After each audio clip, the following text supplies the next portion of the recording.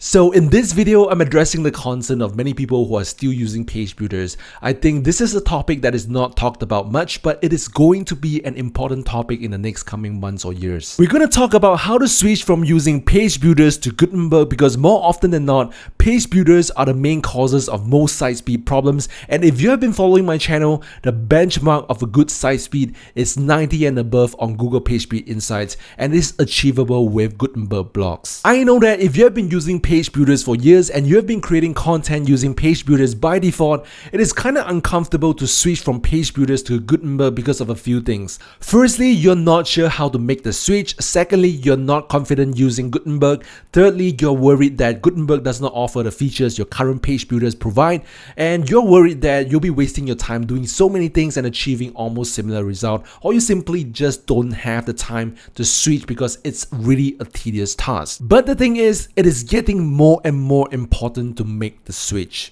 As you probably already know, the core web vitals of your website are going to be a ranking factor of Google. It simply means that your page load speed, how fast your content is displayed on devices when clicked upon, and basically all the metrics that can be found on Google PageSpeed Insights is going to be an official ranking factor. It is not me who is coming up with stuff. Moz has talked about this. Search Engine Journal has published a useful article on this, claiming that this change is going to happen in May 2021. If you are interested to read those articles, I've left the links in the description. So believe it or not, this change is coming, and it might hit webmasters who are still using page builders. So I think it makes total business sense to make the switch as soon as possible to stay ahead of the curve. And if you're intending to remove your WordPress page builder plugin and replace it with Gutenberg blocks, this video is for you. I want to make a special thanks to Daniel, who has shared a little of his process on how he switched from Elementor to Gutenberg, and this is what he said. And in this video, we are going to go deep into the process. So let's go.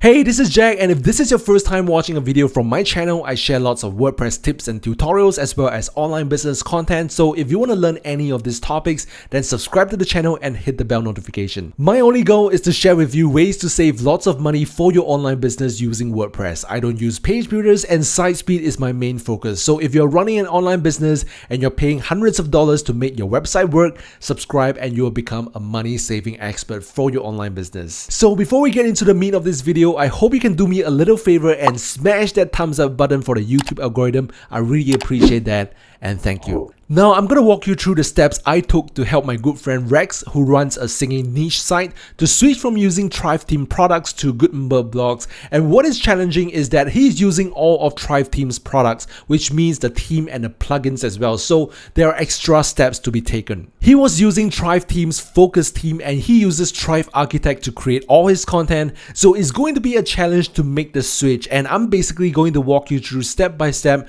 on how I help Rex make that switch. And do stick with me to the end, because I'll be running a Google PageSpeed Insight test on all important pages to see if it's worth changing from page builders to Gutenberg. Now, of course, there are many ways to do this, and if you have experience in this and you think that your method is much better than mine, feel free to share it in the comments. I'm really open to suggestions because it would help people who are watching this video.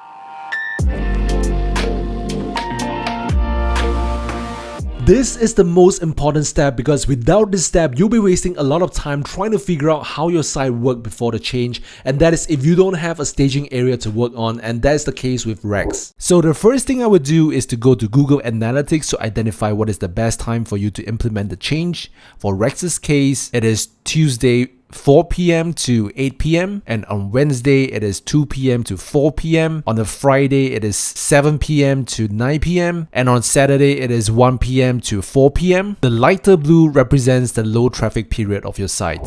These are the best timing for you to make the switch, and if you are working on your site on a staging platform, these are the best timing for you to make your staging site to a live site. And if your web host does not have a staging area like for Rex's case, we need to make every change within the time period, so planning is super important in this case.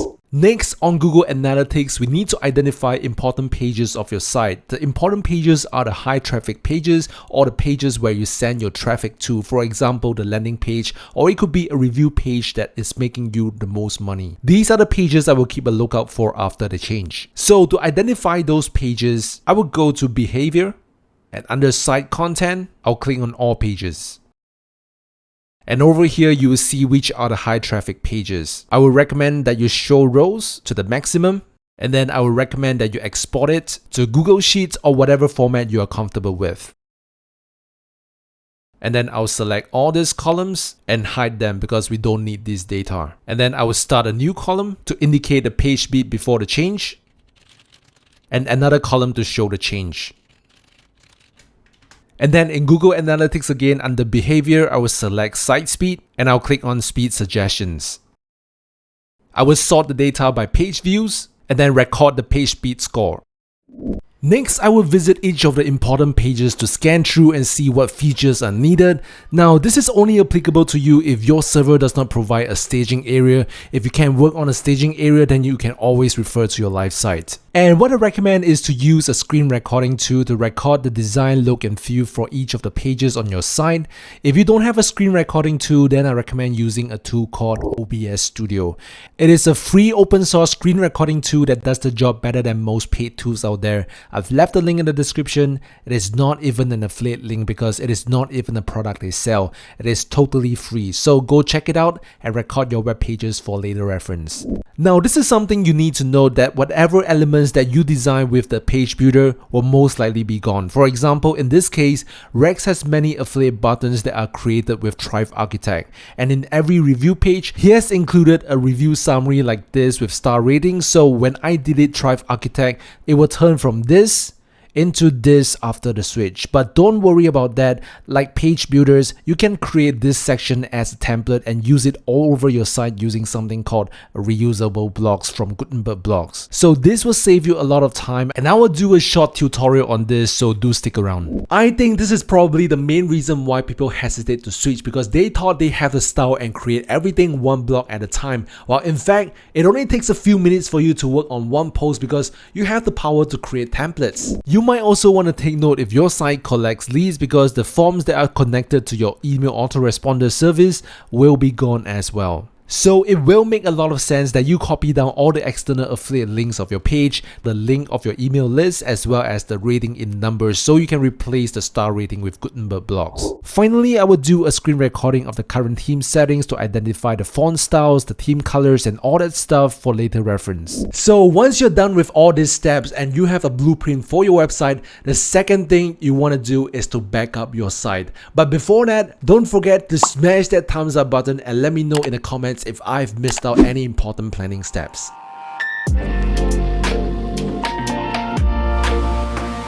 I would recommend that you contact your web host to have them back it up for you. Most web hosting providers will be able to do that, but if not, there are some plugins that will do the job. I've left links in the description for you to check them out. And when you're done backing up your site, then it's time for you to make the switch at the designated time.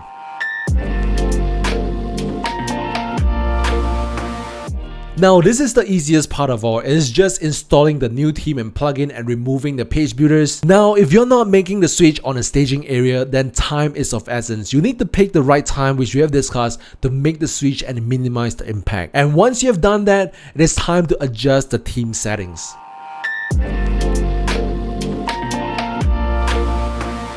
So I've just installed the free Cadence theme for Rex's website, and it took just a couple of minutes to set up the theme color. As you can see, you can use the color palette here to change the colors of your entire site. You determine the font styles of your body content as well as the header. I recommend, since speed is of concern, to use only one font style for your entire site. More font styles will make a slower website.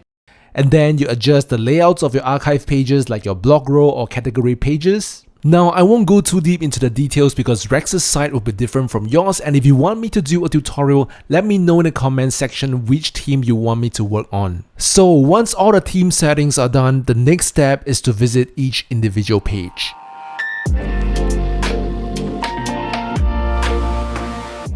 Starting with the important pages to the least important page, you will want to make adjustments to all of them. I know it is kind of like a tedious task, but this is actually a good time for you to keep your site up to date with all the latest SEO rules that you might have missed in some of your older articles. Now, if you're working on a staging area, it is so much easier for you to refer to your live site, but if you're working on your live site, it's time for you to open up the video recording of each individual page. Now, when you make the switch from page builders to Gutenberg, your WordPress editor will usually be reverted to the classic editor. And to use Gutenberg blocks, all you need to do is to click on this and then click on convert to blocks, and everything here will be converted to blocks easily.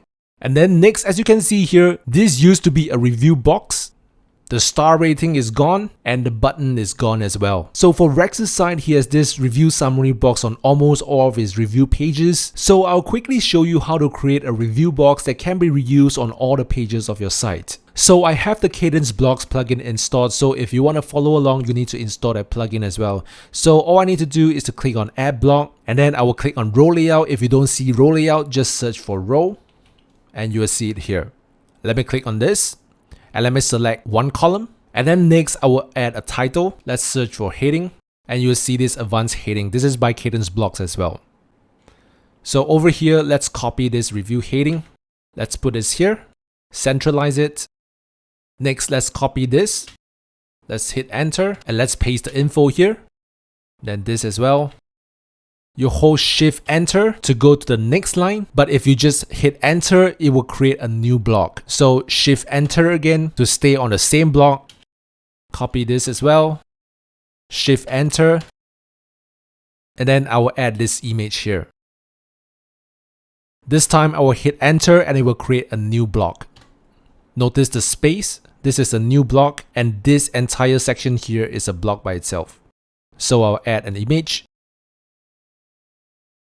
I'll select this, size the image to around 300, shift this up, and then align it right. And then copy the rest of the stuff. So the product rating for this is 2.5 out of 5 stars. And let me add a star rating. So over here, I will search for icon. And then I will change this to a star. The size, I will put this maybe 20, and then I will align it left. Icon color, I will change it to this yellow color. And then this title for accessibility, I'll put it as 2.5 out of 5 stars. Just in case this icon doesn't load, it will load the text instead. And then I will change this number of icons to 5. So as you can see, 5 stars are here. But on icon 3, I want it to be a half star. So I will search for half, and here we go. And then for icon 4, I'll remove this, search for stars, and I have this blank star here. And then for icon 5 as well. So this is 2.5 stars. And then now we need to add a button. So let's search for button. This advanced button is from Cadence Blocks as well. The button settings. For the background color, I will change this to red. Border color, I will turn it to transparent. And the text color, I'll put it to white. And for the button size, the top padding, I'll put it as 20. And then the left-right padding, I'll put it as maybe 40. Turn up the box shadow. And then I'll paste in the URL. Open a new tab. Change the hover color background to this color. The border, I do not want this, so let me turn it transparent. And then last step, let's select this row layout and let's go to padding and margin. Let's put the left and right padding as 25 as well. And then let's go to border settings. Border color, we want to change it to maybe something gray. Then border width, I would put this as maybe 10. And as you can see, this is basically what we want. This is a review summary box that look decent like before the change. Now the next step is to turn this into a template so that you can use this on all the pages. So what you need to do is to click on this options and add to reusable blocks. And this is done. If you want to change the name of the reusable block, you can manage reusable blocks. So as you can see, this is the reusable block we have just created. We can even turn this into a template. So for example, let me change this to Review name to make this generic. Remove this product, founder, description, and all this information. I'll leave this. We can even change the name of the reusable blog to something like review template. And let's update this. Okay, now, so for example, let's go back to the previous page. So now take a look at this. Whatever that is changed on a reusable blog will be changed here because it is linked. And this is very useful if you want to have a centralized call to action where if you edit an element in this reusable blog, the change will be reflected on all pages that uses this reusable blog that are linked together. But if you don't want this box to be linked together, all you need to do is to click on this review template over here, which is the reusable blocks. And then click on this, convert to regular blocks. And then this will unlink from the reusable block. And then whatever edits you do to this will not affect the reusable block.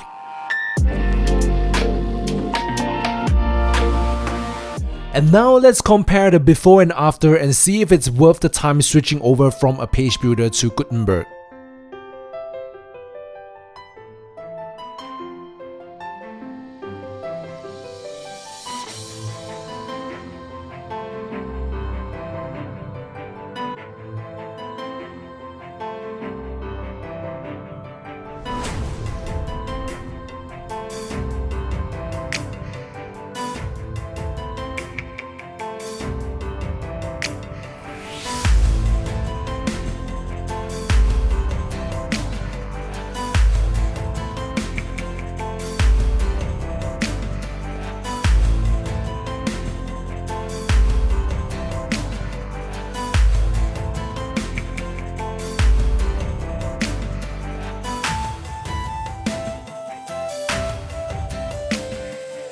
So as you can see, it is definitely worth the time and you will never get such a result using page builders. Now what I've discovered is that sometimes you will still not get a good result after the switch, and it is mainly because of the images on the site. They are either not sized properly or it is not serving the WebP format and all that stuff. So if that is the case, then I recommend that you install a plugin called Imagify to optimize your images, and I think it will help improve your site speed to achieve results like this. So these are the steps I've taken to help Rex with his website, and it will probably take a few hours if your site is not that big, like below 80 pages, but if you have a bigger site, it would take a few days or more to complete the entire switch. But I can assure you that this is all worth it in the future because number one, you can cut costs if you're paying for a page builder, and number two, you don't need to worry about your site speed or hire a web developer to optimize your site, and number three, as Gutenberg blocks mature, it will eventually overtake page builders, so it is worth staying ahead of the curve,